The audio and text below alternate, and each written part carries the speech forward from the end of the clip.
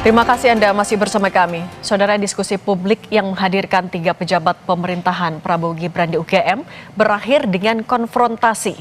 Mahasiswa menuduh mereka gagal mengatasi kekhawatiran publik atas kondisi ekonomi, tata kelola, dan penerapan Pancasila sebagai ideologi bernegara.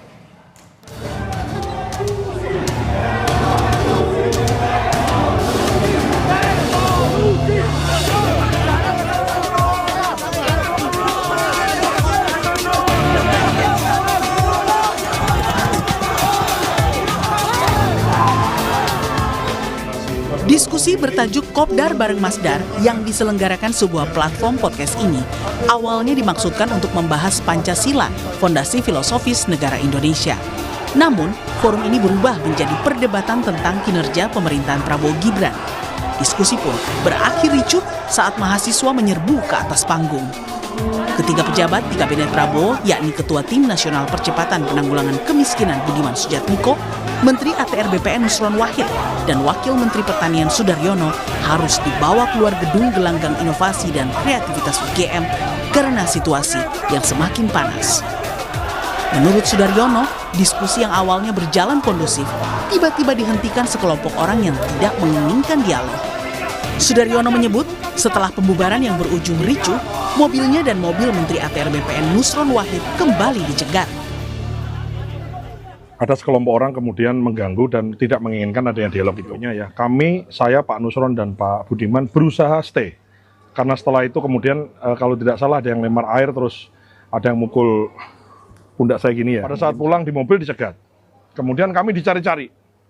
Karena dicari-cari ya kami keluar. Ya kan? Mereka menginginkan Pak Budiman hadir. Setelah kami keluar, kami nggak boleh dicegat, nggak boleh pulang. Dicari kami keluar. Kami duduk di lantai di aspal, kemudian kita berusaha untuk ya udah apa gitu. Tapi kan akhirnya enggak.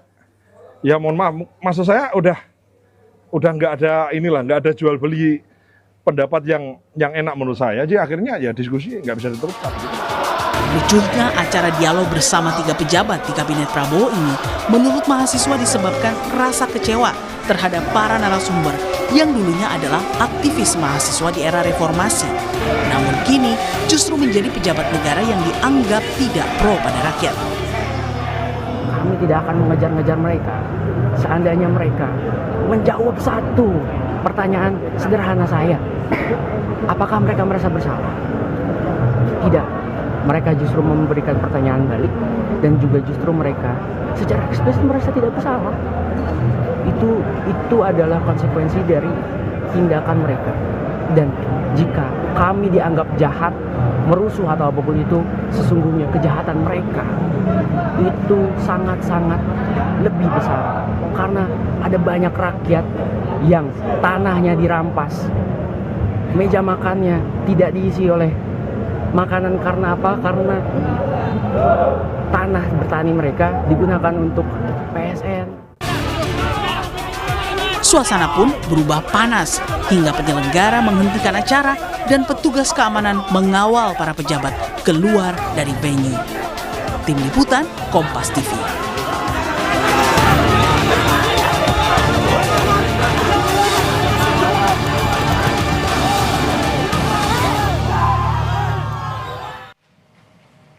Lalu apa sebenarnya pemicu keributan di acara dialog tentang Pancasila di UGM pada Senin malam tadi? Kita bahas bersama Kepala Badan Pengentasan Kemiskinan Budiman Sujatmiko yang hadir dalam acara tersebut. Ada juga Direktur Eksekutif Lingkar Madani Ray Rangkuti. Selamat petang semuanya. Sore. Bang Budiman, Anda yang hadir kemarin di acara di UGM, apa yang sebenarnya jadi trigger, pemicu sampai ada konfrontasi ketika acara dialog? Tidak ada trigger khusus karena diskusi kurang lebih sudah berjalan. Sebenarnya belum diskusi ya, karena memang pada waktu itu sekitar 45 menit pertama baru pemaparan dari Pak Wamentan, kemudian saya dan Bapak Menteri ATR BPN menjelaskan beberapa hal yang menjadi isu. Kita awali dari isu mengenai kebijakan satu pintu untuk ekspor, ya, kemudian berapa kerugian negara selama 34 tahun ini ketika pintu ekspor dibiarkan berlaku secara liberal, secara bebas. Sudah 15.000 triliun rupiah selama 34 tahun terakhir ini. Kemudian juga berbicara soal kami datang untuk berdialog langsung dengan mahasiswa, mendengar protes mereka, mendengarkan kritik mereka. Jadi kami langsung turun dan ini kami akan melakukan itu selama kami diundang, dan karena kami juga diundang, jadi kami akan mendengarkan. Jadi nggak ada satu trigger yang khusus ya. Ratusan mahasiswa yang ada juga kan ditanya juga oleh para moderator. Apakah Anda semua kan kemarin? Oh ya, mayoritas ya, tidak semuanya. Kami ikut berdemonstrasi, artinya mahasiswa-mahasiswa yang hadir juga adalah mahasiswa yang siap untuk berargumen dan mengkritik kami. Tapi Sampai Bang sejauh itu Budiman, nggak ada masalah. sorry. Tapi kalau tadi kita dengarkan kutipannya juga bahwa salah satu triggernya kan sebenarnya ada kekecewaan karena ada pertanyaan yang tidak terjawab oleh narasumber. Respons Anda? Tidak pernah ada pertanyaan. Memang belum ada tanya jawab. Belum sampai pada tahap tanya jawab sama sekali, belum. Belum, karena memang baru pemaparan, diminta oleh moderator kami memaparkan, belum sampai pada tanya jawab, tidak pernah ada pertanyaan. Tapi kalau kita Belum spesifik, di titik mana sampai akhirnya ada protes dari mahasiswa yang sampai naik ke panggung, Bang?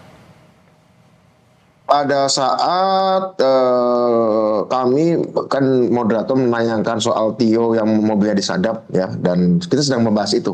Kami sedang membahas itu. Kira-kira begitu. Ya.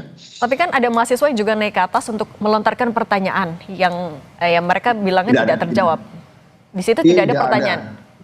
Tidak ada, karena mereka tidak naik setelah satu orang, langsung rombongan puluhan, jadi turun dari tribun dengan membawa toa, beberapa dari antara membawa toa, mereka tidak mengajukan pertanyaan. Dan Anda saat itu sedang berbicara soal apa sebelum mahasiswa akhirnya naik ke panggung? Yang sedang berbicara soal bagaimana arahan Presiden Prabowo pada seorang menteri, dan menteri itu menceritakan pada saya, karena menteri itu menjadi sasaran kritik Tio. Kemudian dia pernah ditelepon oleh Pak Prabowo, setersinggung apapun kamu jangan bikin manuver untuk mencelakai anak itu. Kira-kira begitu Pak Prabowo, dan menteri itu cerita pada saya. Itu sekitar 1 bulan yang lalu. Begitu. Oke. Kalau Bung Rey sebenarnya melihatnya ketika ada mahasiswa naik ke panggung, ini kan harus kita uraikan dulu bahwa ini adalah ruang dialog yang sebenarnya juga terbuka agar ada diskusi di situ. Tapi ketika ada penggerudukan, mobil dari narasumber juga di stop, apakah kalau menurut Anda itu juga sebenarnya wajar, masih dalam batas wajar atau menjadi kontraproduktif? Ya, saya tidak tahu apakah itu dialog, apakah itu sosialisasi. Saya juga kurang paham. Sebab kalau dialog itu mestinya dilakukan jauh sebelum keputusan diambil. Jadi sebelum sebelum kebijakan diambil, ajaklah masyarakat dialog. Bagaimana mestinya, bagaimana baiknya gitu. Tapi kalau udah kebijakan diambil, diputuskan, lalu kita turun ke bawah, itu bukan dialog lagi namanya. Itu artinya sosialisasi. Dan ini jadi pemicu. Nah, jadi ya saya tidak tahu makanya forum ini forum dialog apa forum sosialisasi. Kalau dialog itu dilakukan sebelum kebijakan diambil. Misalnya begini. Bedakan legislatif dan fungsi eksekutif. Ya, sebelum diputuskan oleh DPR, bukalah pintu keran yang sebesar-besarnya supaya masyarakat terlibat untuk mengajukan pertanyaan, mengajukan usulan.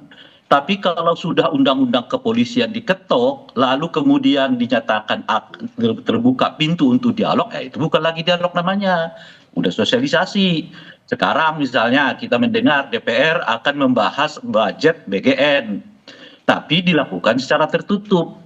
Nah kalau dilakukan secara tertutup itu artinya nggak ada pintu dialog. Nanti kalau sudah keputusannya mereka buat, lalu mereka katakan ayo sekarang kritisi. Nah itu nggak terlalu berguna lagi itu, karena keputusannya sudah diambil. Nah itu beda antara yang disebut dengan dialog, beda yang disebut dengan sosialisasi, beda juga dengan omong-omong. Saya jelaskan nih, saya tegaskan. Kalau omong-omong itu tidak artinya membahas sama sekali tentang undang-undang ya. Tidak membahas sama sekali tentang undang-undang, bedakan antara fungsi legislatif dan eksekutif. Apapun gitu. Saya salah melihat bahwa seolah-olah ini ada fungsi legislatif. Kami bukan legislatif. Kami bukan instansi legislatif dan tidak membahas satupun tentang undang-undang kepolisian. Karena gini, bedakan antara fungsi legislatif dan fungsi eksekutif. Betul, kalau fungsi legislatif harus ada dialog sebelumnya sebagai bagian dari rapat dengar pendapat, misalnya, kemudian minta masukan dari masyarakat, itu betul dalam proses fungsi legislatif. Kebetulan kami tidak ada satupun yang hadir dari legislatif. Kami berbicara apapun yang berkaitan dengan keputusan eksekutif ya, bukan keputusan legislasi ya. Jadi yang kami tidak, dalam bertiga ini tidak dalam posisi membicarakan hasil legislasi. Oke. Yang prosesnya memang dialog. Kami berbicara eksekusi dari keputusan eksekutif. Kira-kira begitu. Ya soal MBG sebuah saya kan hanya Koperasi Desa Merah Putih segala macam. Ya. Artinya apa? Bedakan. Jadi bedakan antara dialog dengan legislatif dengan eksekutif. Tapi kalau dibilang sosialisasi, Bang Budiman? Bukan. Budiman kurang jeli. Yang itu contoh saja. Contoh misalnya, sebelum undang-undang polisi itu ditetapkan, Anda buka namanya pendapat publik, itu namanya sedang dialog. Tapi kalau sudah Anda putuskan satu keputusan, yang kita sebut saja contohnya adalah undang-undang polisi, lalu Anda ajak masyarakat untuk mencermatinya, itu bukan lagi dialog namanya. Namanya itu adalah sosialisasi. Itu contoh aja Bung Budiman. Kira-kira contoh ini bisa nggak ditarik ke eksekutif? Kan eksekutif juga bisa membuat keputusan. Misalnya MBG itu kan keputusan eksekutif. Misalnya Koperasi Merah Putih itu keputusan eksekutif. Misalnya Sekolah Rakyat itu kan keputusan eksekutif. Misalnya jalan-jalan ke luar negeri sampai berapa kali itu keputusan eksekutif. Itu keputusan eksekutif yang dilakukan Pak Prabowo berkaitan dengan MBG, Koperasi itu sudah didialogkan saat beliau memasukkannya sebagai materi kampanye. Ya gini. Sebentar, Bang Budiman sebentar. Itu adalah hasil dari materi kampanye. Oke, itu adalah kebijakan, itu kan juga jadi salah satu tuntutan dari mahasiswa. Bang Budiman, sorry sebentar. Saya potong dulu Bang Budiman, kita balik dulu lagi ke acara yang kemarin. Bang Budiman, tapi juga salah satu faktor yang jadi keresahan dari mahasiswa adalah karena satu, ada pertanyaan dinilai tidak terjawab soal rasa penyesalan, dan yang kedua, juga ada ucapan yang tajam mencap Anda sebagai pengkhianat reformasi. Mahasiswa mengaku kecewa sebagai Anda mantan aktivis 98. Respons Anda seperti apa? Pertanyaan kedua adalah saya tidak bergabung pada sebuah pemerintahan diktatorial. Saya bergabung pada sebuah pemerintahan yang sampai Februari tahun 2024 nggak jelas menang atau enggak Pak Prabowo ini. Artinya saya bergabung pada sebuah pemerintahan yang bukan hasil dari sebuah bentuk kudeta atau apa, tapi hasil pemilu. Satu, pemilu dan demokrasi itu adalah hasil reformasi. Dan kebetulan menang. Pertanyaan di mana itu pengkhianatannya? Karena saya masuk sebuah pemerintahan hasil demokrasi adalah pemilu adalah hasil demokrasi. Satu itu. Kedua, yang pertama tadi yang soal ada pertanyaan pernyataan tajam ya misalnya ya. Ya sebagai salah saya juga sebagai pengkhianat reformasi tadi sampai di. Kami tidak mendapatkan pertanyaan ya waktu itu ya, di tadi malam ya, tidak mendapatkan pertanyaan. Oke, tapi kalau dicap sebagai pengkhianat reformasi? Ukurannya apa? Justru itu hanya mungkin terjadi kalau terjadi diskusi, dialog, debat dengan audiens, yang itu nggak sempat terjadi. Itu nggak sempat terjadi tuh. Oke, tapi ketika mahasiswa naik ke atas, ya ada yang mereka mengucapkan itu. Bisa jawab, itu yang bisa dijawab kalau terjadi proses tanya jawab. Tapi kan waktu itu belum sampai tahapan tanya jawab. Belum terjadi. Tanya jawab belum terjadi. Oke, belum terjadi tanya jawab. Tapi ketika mahasiswa naik ke atas, kami juga mau minta tanggapan dari Bang Budiman. Ketika Anda dicap sebagai pengkhianat reformasi, respons Anda seperti apa, Bang? Bagus, ada pertanyaan pakai bahasa Jawa. Gini. Pak Budiman, saya dulu mengidolakan Anda, sekarang saya kecewa karena Anda meninggalkan kami. Meninggalkan orang miskin katanya. Oke. Wis penak po, jadi menterinya Prabowo gitu. Saya bilang, biasa saja saya jadi menteri Prabowo.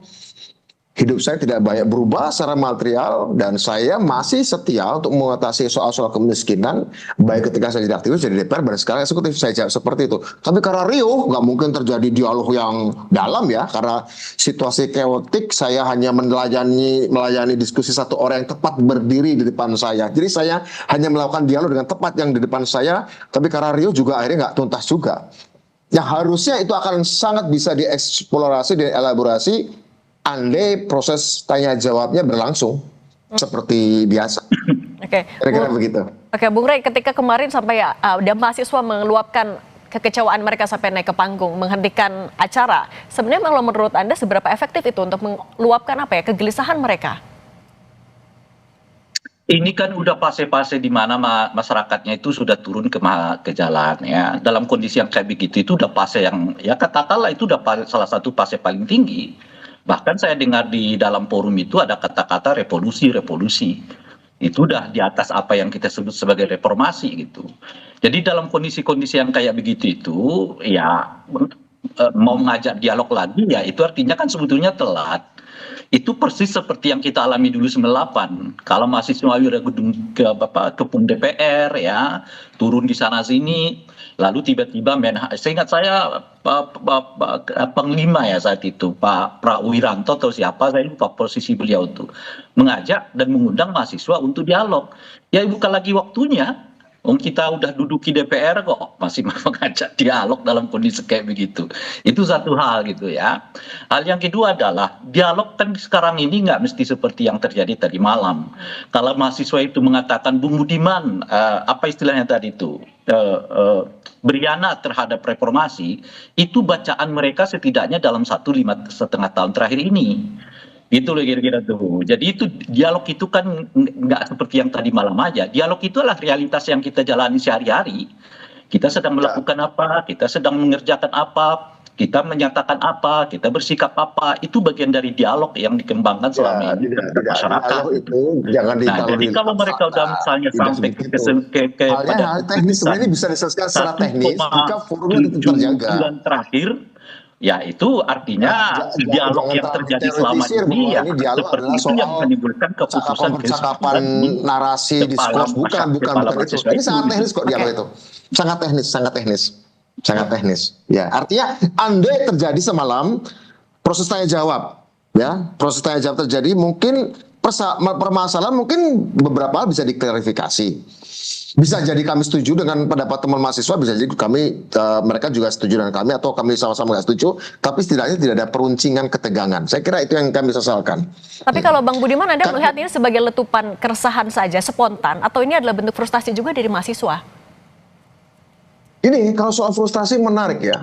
Sebelumnya saya di Semarang melakukannya, di Undip pagi hari, terjadi dialog yang sangat keras, tajam, kritik, menyerang, kritik, dan tapi berjalan dengan mulus. Sebelumnya juga Pak Sudaryono dengan Pak Nusron juga melakukannya di Unsud Purwokerto dan melakukannya di UNS juga berjalan biasa saja. Di Semarang bahkan di tengah demonstrasi mahasiswa pagi hari dialog berjalan dengan smooth gitu ya, meskipun tajam sekali dan tidak kalah tajam dengan apa yang disampaikan letupan tadi malam, tapi isi yang tajam itu tetap dalam kerangka oke, kita sedang ada dalam sebuah forum. Setelah itu mereka demonstrasi saja, nggak ada masalah juga begitu ya, seperti itu. Karena yang menarik begini Mbak, saya kemarin diminta, ayo kalau Anda setuju kita keluar gabung dengan kami bikin revolusi seperti itu. Menarik, itu letupan yang wajar saja. Tetapi sayang kalau itu tidak dilakukan saat Q&A atau tanya jawab. Bagus sekali itu sangat tanya jawab. Kita banyak bisa banyak titik temu. Saya kira itu. Oke, Bung Rey, berarti kalau menurut Anda sebenarnya ketika kebijakan sudah diterapkan bukan lagi dialog tapi itu sosialisasi, berarti seharusnya forum untuk mendengarkan suara rakyat. Harusnya kayak gimana? Iya, lakukanlah dialog sebelum satu keputusan dibuat gitu. Lagi pula kan ya, Budiman mau cerita soal apa ke masyarakat itu? Masyarakatnya persoalannya adalah apakah kritik masyarakat selama 1,5 tahun ini itu dibuat kebijakan yang kira-kira bisa menjawab kritikan itu, menjawab dari dialog itu. Kan orang udah bertanya-tanya, misalnya MBG ini kok bisa sampai 300-an triliun. kok sampai begini-begini dan sebagainya. Nggak ada perubahan. Itu persis seperti, kalau mau mengatakan dialog terbesar itu misalnya peristiwa Agustus 2025 yang lalu. Kalau masyarakat turun ke DPR saat itu besar-besaran, lalu DPR meminta maaf, ya berjanji akan berubah, tapi kan kita nggak melihat ada perubahan yang signifikan dari laku politik mereka. Ujung-ujungnya yang terjadi seperti pengesahan undang-undang kepolisian gitu. Jadi ini rangkuman dari semua peristiwa yang nggak bisa dipisahkan oleh Bung Budiman satu rangkaian. Jadi misalnya kan saya melakukan perubahan di dalam, Anda melakukannya, tapi kan yang enggak. Gitu kan, dan sebagainya gitu. Itu yang saya sebut tadi itu dialog historis. Jadi bacaannya bukan hanya per malam, bacaannya itu per tahun. Orang merekam apa yang dilakukan oleh pemerintah, orang merekam apa yang dilakukan individu per individu. Nah, tapi sehingga kemudian kesimpulannya seperti yang hari ini gitu, di mana masyarakat sudah sampai pada tahap yang ini akan sampai pada tingkat konfrontasi tajam. Kemudian mereka turun ke jalan. Nah, ketika mereka turun ke jalan, baru pemerintah mengatakan dialog dong. Lah, bukankah sebelum ini masyarakat sudah menyampaikan berbagai kritikan? Apa yang berubah dari kritikan itu? Oke, kita tanya dulu Bang Budiman, boleh ditanggapi? Ya, pertama begini, kesimpulannya adalah masukan-masukan itu tetap dilakukan. Sekarang kita tahu bahwa misalnya di BGN ya, kepala yang baru, Ibu Nani, sedang melakukan evaluasi dan moratorium untuk pengembangan dapur-dapur baru, dan dapur-dapur yang ada juga akan dievaluasi. Itu adalah satu bentuk koreksi atau adalah satu bentuk masukan dari teman-teman yang memprotesnya. Kemudian juga beberapa hal lagi yang lainnya kan tidak terlalu banyak dikritik ya. Mungkin sekarang KDKMP. Di KDKMP juga sedang ada proses review lagi bagaimana pembangunan koperasi dan segala macamnya. Tentu saja apa yang dilakukan oleh dialog desa masukan Rai tadi berkaitan dengan dialog historis itu benar, itu menjadi catatan. Nah, tapi dalam pengertian ini ketika kita sudah pada titik ini, pemerintah sudah melakukan koreksi nih ya, melakukan koreksi. Tapi ada juga kan hal yang misalnya dikatakan begini, minimal letupan-letupan yang kami dengar tadi malam, pemerintah tidak peduli rakyat miskin misalnya seperti itu ya. Pemerintah memiskinkan rakyat, dan ada juga teriak-teriakan, kami ini sudah nggak bisa makan, kami ini sudah nggak bisa uang, kami sudah. Itu kan letupan-letupan seperti itu kan, ini adalah letupan-letupan yang sifatnya sangat personal. Tapi apakah itu mencerminkan keseluruhan bahwa memang rakyat tidak bisa makan? Artinya Bang Budiman, ketika tadi Anda juga menyinggung ada teriakan sampai ada revolusi, itu berarti maksudnya tidak mewakili semua keresahan publik, hanya sebagian saja? Ya, saya pikir di mana-mana juga pada zaman 98 PRD atau saya dulu dan teman-teman teriaknya revolusi, tapi juga kan ada yang sebagian besar teriak reformasi. Nah, akhirnya kita mulai reformasi. Itu wajar-wajar aja, biasa seperti itu. Ada yang garis keras, ada yang garis moderat, itu saja. Artinya itu elemen memang ingin melakukan perubahan radikal. It's okay, saya pahami itu.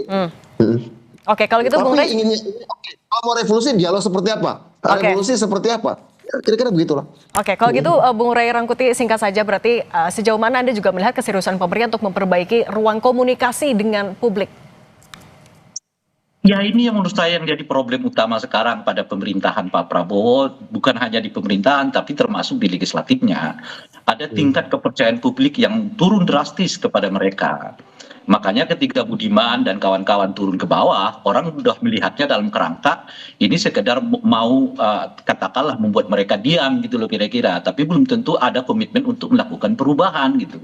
Nah, ini tantangan serius pada pemerintahan Pak Prabowo termasuk legislatif, karena seperti yang saya sebutkan itu tadi, kalau peristiwa Agustus 2025 terjadi, ya kan, pimpinan-pimpinan DPR memohon maaf, ya berjanji akan berubah, tapi abang tidak alami, nggak butuh satu tahun kok, proses terjadi lagi ya, undang-undang kepolisian diketuk dengan sangat cepat. Sekarang hari ini kita dengar perbincangan soal biaya BGN yang baru juga akan dirapatkan dengan cara tertutup. Jadi kelihatan nggak ada yang berubah. Nah, oleh karena itulah kita perlu mungkin sampaikan, sekarang yang paling penting itu bukan lisan tapi tindakan. Coba dibuktikan pasca ini bahwa pemerintah berubah. Ketua BGN kita harus meminta kepada DPR agar pembahasan biaya BBM tahun ke depan itu dilakukan terbuka di Komisi 9, bukan tertutup. Artinya poinnya adalah di pembuktian. Bang Budi Basujatmiko dan Bang Ray Rangkuti, terima kasih sudah berbagi bersama kami. Sehat selalu semuanya. Sama-sama. Sama-sama.